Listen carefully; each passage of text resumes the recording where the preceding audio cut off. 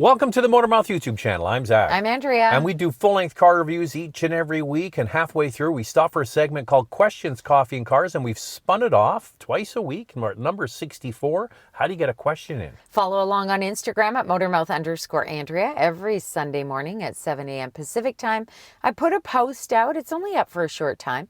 Once we gather all our questions, the post is deleted and we start the show. Time now for Questions, Coffee, and Cars. Your questions from Instagram. Hi, I just have a question about the Lexus NX 450h Plus. That's the plug-in hybrid. I heard from a dealer that the RX plug-in hybrid doesn't qualify for the government incentive. May I please know how the government incentives work? And may I please know if I buy the secondhand PHEV, is government incentives available? Well, the price of the vehicle, if it's an SUV, has to start under $60,000. Yeah. So if they have a base model with nothing on it and it's the plug-in version and it's under 60, then all of the other ones qualify. Yes. So the RX, it only has one trim and it's really expensive, and it's like almost $90,000 Canadian, yeah. So she no qualify. Yeah. So the way it works, this is for Canadian rebates, is if it has over 50 kilometers of range, which the NX does, you get a full $5,000. Yep. If it's under 50 kilometers of range, you get $2,500. And then in the used space, how does it work for that? Yeah, you don't get anything in the used space. However, the government is looking into that, and they may in the future add something for used vehicles, but at this time, there is nothing. Okay, in the province of British Columbia where we live, if you buy a used electric car, I'm not sure about plug-ins, you pay no sales tax. That's the provincial sales tax exempt. So that's some savings if you buy used. So if you really want the rebate, you're going to have to go with the NX plug-in hybrid. If you don't care about the rebate, then go for the RX. But it is expensive. The RX plug-in hybrid is expensive. It's well done, but man, wow, you're over $100K with taxes and everything. That's a lot of money. Love the practical reviews. Thank you. I'm helping my mom shop for a new SUV.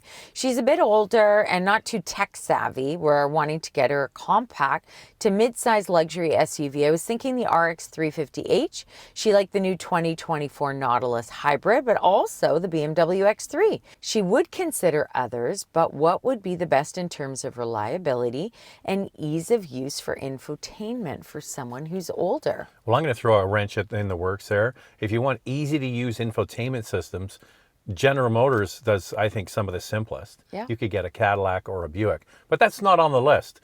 I would say we just were in Toronto and they gave us a car to drive while we were there, and it was the Lexus RX. It wasn't the hybrid, but Andrew and I both came away thinking to ourselves, well, that's a nice vehicle, and it does feel very different from the NX. I don't love the infotainment system, though. So if it's coming down to infotainment system, I wouldn't give Lexus the win on that.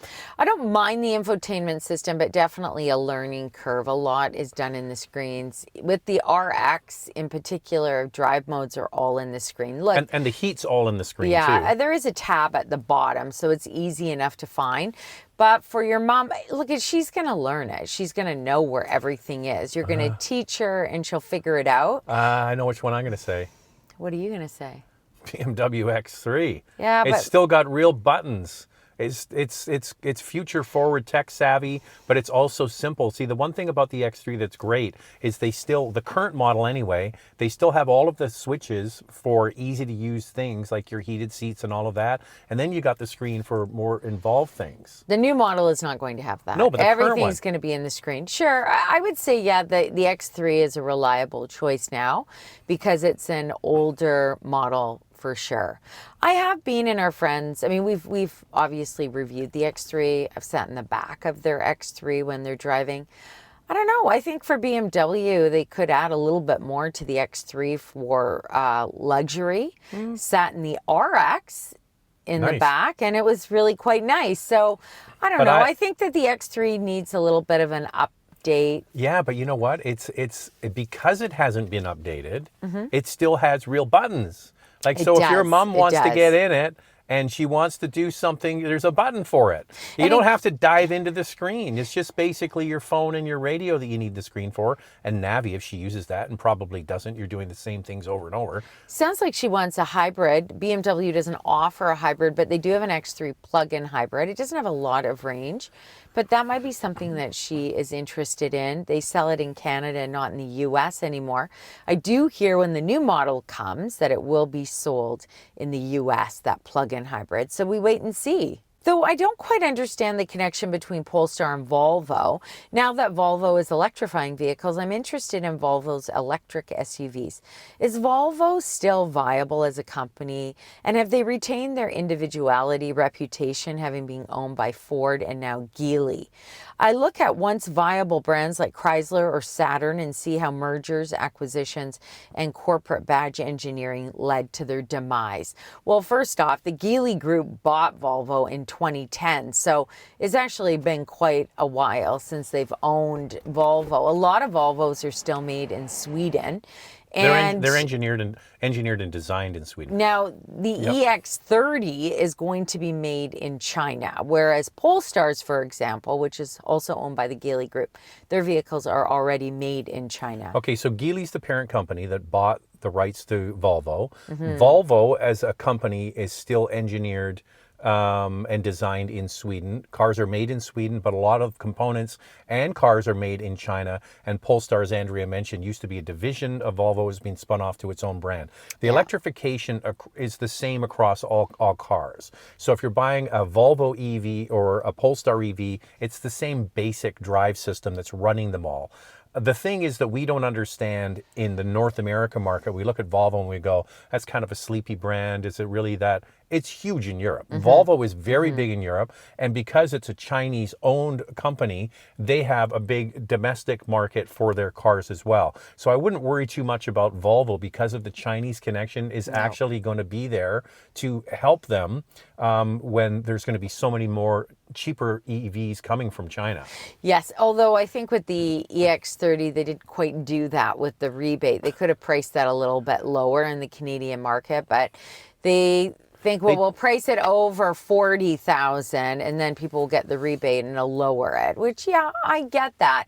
But they could have priced it even lower and people got the rebate, and it would have been a great affordable option for many because that EX30 is a pretty small vehicle. Yeah, and pretty Spartan as well. Yeah. But what they have now is they have room to lower the price if there's more competition from cheaper brands that are coming into the North American market from China or through Mexico into, being made in Mexico and then brought into North America. They have room to lower the price. But all bets are off when the election comes in the U.S. If there's a change in the administration, then it's going to be, who knows what's going to happen. Who knows? I mean, I don't know. Well, because I read, and I haven't confirmed this yet, but I have read an article that Trump is already mumbling about the EV mandates and he's going to blow them up. Well, he says a lot of stuff, but we'll wait and see. We'll have to wait and see. So Volvo as a brand doesn't have the best reliability record. However, people who own Volvos rave about them. We have a neighbor down the road. She has an XC60. She absolutely loves it and has had no problem with it. So if you own a Volvo, type below. We want to know, has it been reliable for you? Do you love the brand? Because the feedback I get is that they really love it. Would you recommend a Lexus NX hybrid or an RX hybrid? Yes. The answer is yes. We would recommend both of them.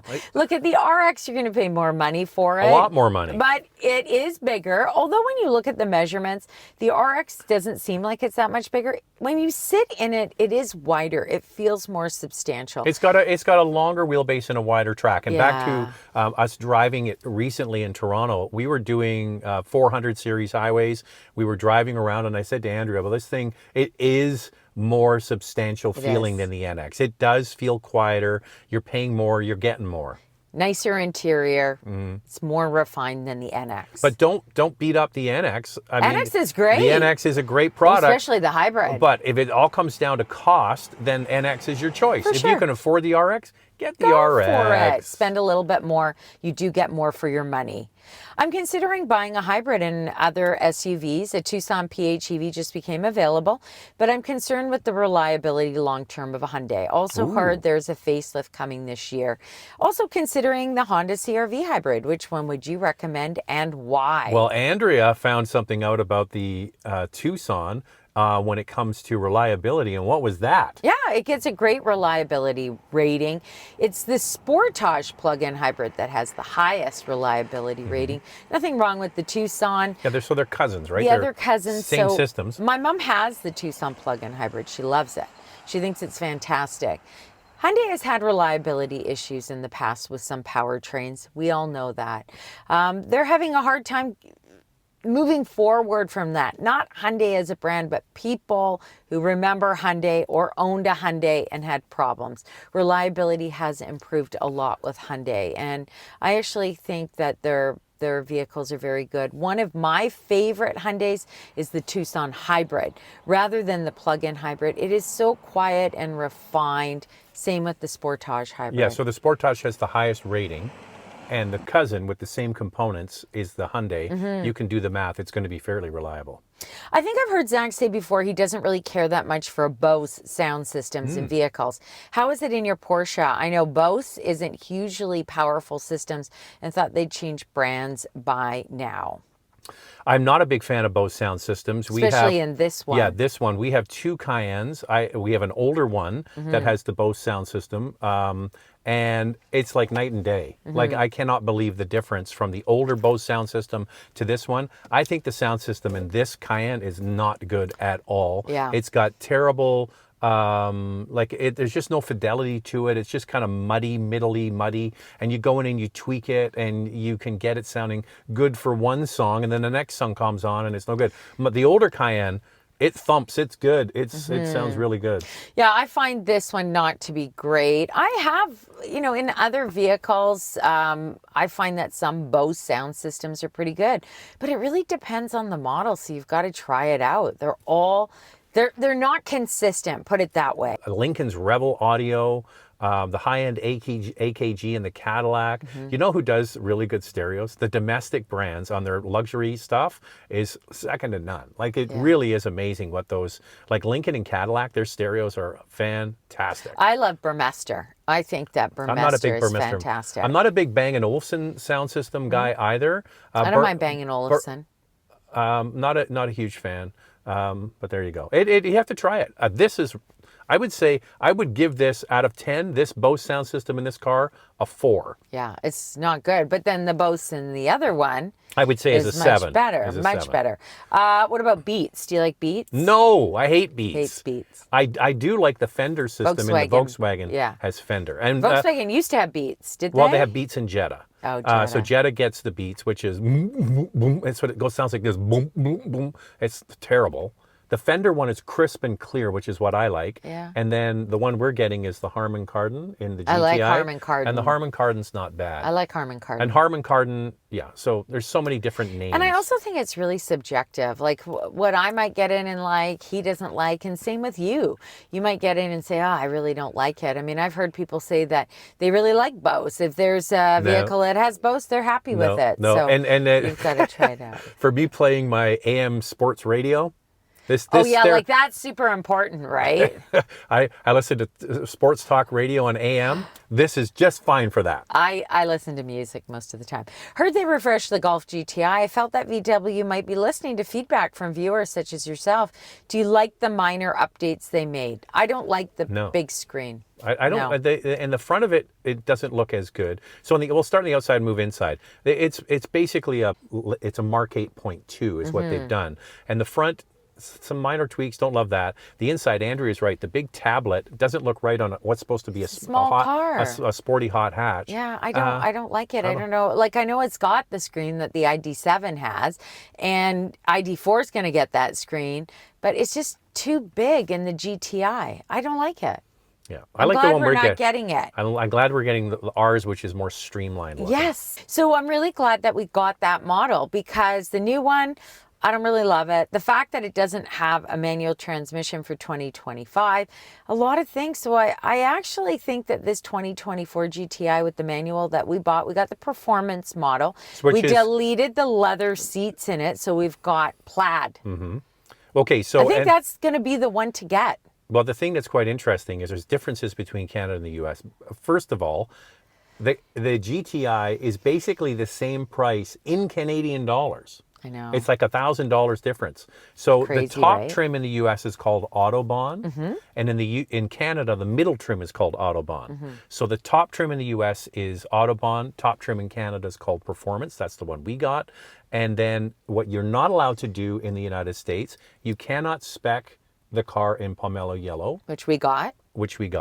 and you cannot get the plaid seats in the U.S. If you get the top Autobahn trim, you got to go leather. But in Canada, they let you delete leather and go with the cloth seats. So ours is going to be quite unique in comparison to the U.S. Yellow, manual, cloth seats. Hello. Yeah, like I said, I think that is the model to get. And if we keep it long term, you know what? Might be worth a few bucks one day. Having seen the Toyota Crown Signia, how would you describe its ride height? I'm debating waiting for one, but my only concern is it'll ride really low, even though it's lifted. They haven't released the dimensions yet of the ride height. When we were at the Toronto Auto Show, it was on a platform. It was on, so it was really high. I did ask Toyota, what is the ride height? Well, we haven't released that. We can't tell you. To me, it looks similar to the electric vehicle, the BZ4X or the Lexus RZ. I'm just going to go out on a limb. Let's see if I'm right.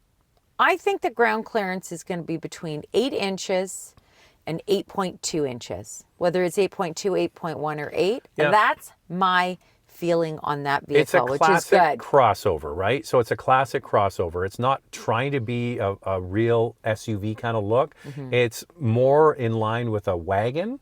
It's got a real kind of wagon vibe to it. And with that comes maybe a lower ride height. So that's the whole thing. If that isn't right for you, they'll sell you something else. I don't think it has a lower ride height, because when I was looking at it on the platform, I kind of went down and I looked, because I know you guys want to know what it is.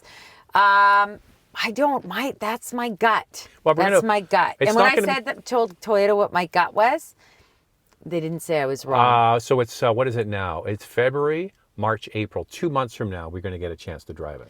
You two are naturals in front of the camera. Well, thank you. Great job. But what makes you uncomfortable when recording? I'm not sure I really am uncomfortable when recording. Do you get uncomfortable? Zach and I are pretty good. When Andrea accelerates to that first corner, I got to hold on for dear life. That makes them uncomfortable. Or not. I mean, listen. We're broadcasters. We were radio broadcasters. Radio and TV. So I'm not going to say how many years I've been broadcasting, but this is a big anniversary year for me, Andrea. Yeah. So when I turned 18, I went to school and I was on the air from 18 until today. Yeah. And I've been on radio or TV ever since. So I don't even think about it. And I started in radio when I was 19, but moved around to different jobs in and out of the industry. So my background is I was a news reporter. So I did all live broadcast, live hits. So I always had tons of people around me. I would just kind of tune them out and just focus on what I was doing and look at the camera. It's the same thing when we go to auto shows. We actually find when it's just Zach and I in the car like this, super easy, because no one is walking in front of the camera we're at the auto show. Watching. Everybody wants to come and talk to us, which is great. But we don't get a lot of work done. I think the best thing for me personally in broadcasting was I have done thousands and thousands and thousands and thousands of hours of live radio. Yeah. And then I did every day for 10 years, 3.5 hours of live TV, did the morning news. So it's just putting the miles on. You don't even think about it. No, we just don't find it that hard to do. But I have people who have started YouTube channels who've come up to us, young people, and they're like, oh my gosh, how do you do it? Like, how do you do it at an auto show? And how do you do it in front of the camera? I get so nervous and I don't know what to say. And I just say it just takes practice. You know what? And some people just find it easier to do than others. Like, it can be really hard for people to get in front of a camera without a script. Okay, so famous UK broadcaster, his name's Chris Evans. He's a radio guy for many, many years, and he's a car buff as well. He owns some vintage Ferraris and things like that. So when Top Gear blew up and Clarkson and all those guys were turfed, Chris Evans was tapped to go in and be one of the hosts of Top Gear. And he couldn't do it because he couldn't talk and drive at the same time. Really? Yeah, he's found it really, really hard. Wow. Yeah, so he's because he's a radio presenter in the UK. I figured he would be great at ad-libbing. Yeah. But no, he couldn't physically. He said this in an interview. He found it really hard to do this. I can understand and that. then talk at the same Yeah, time. I get that. That could be And hard. then Andrea in Japan driving on the other side of the car, shifting with her left hand a manual, but we didn't have the camera on. But We didn't that's have the tricky. camera, but still, I think I could have done it. All right, we're all done. One of the lights has gone out, which is So Zach might look dark which now. is code for wrap it up. Andrew, how do you Wrap it get a question in? Follow along on Instagram at motormouth_Andrea. Every Sunday morning at 7 a.m. Pacific time, I put a post out. Once we gather our questions, the post is deleted. So get your questions in early. Okay. By the way, I can if do you it. ever on a Sunday morning look and we're traveling, we don't always post when we travel. But we do try and be as consistent as we can for the Sunday morning posts because we know you're trying to get your questions in. One of the hardest tricks when you start in broadcasting is try not to talk like this. It's true. Because everybody, when they start, they go, hey, it's the top 6 and 6, and they put on that fake radio. I hate that fake radio voice.